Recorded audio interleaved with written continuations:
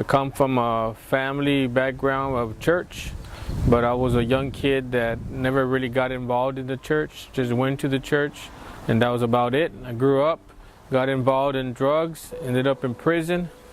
2 times I went to prison. On my second time in prison, I had my encounter with Christ, gave my life to the Lord, and began my walk with the Lord while I was in prison. The sad thing about it is before I got out of prison, I began to focus more on my outer self than my inner man. And because I did that, I got out of prison and went back into the same lifestyle of drugs and drinking and things like that. And then in 2005, I had an encounter with death. I went to the hospital and I died 5 times. 5 times they declared me dead.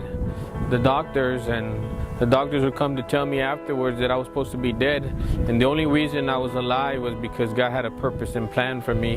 When I heard those words, my life turned around, and I turned back to the God that saved me when I was in prison. God put in my heart forgiveness, because He forgave me for what I've done, and His love. And one of the reasons that I had encounter with death, the mother of my children was murdered by a prison gang.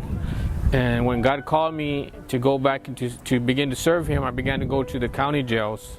And inside the county jail, one day I went in and I bought some New Believers Bibles. I began to share that with the prisoners there. And one day I went to the SEG, and while I was in the SEG, I ran into one of the prisoners, and all I had for him was love and forgiveness. And I gave him a Bible, and I told him that God loved him and I loved him, and I'll be praying for him.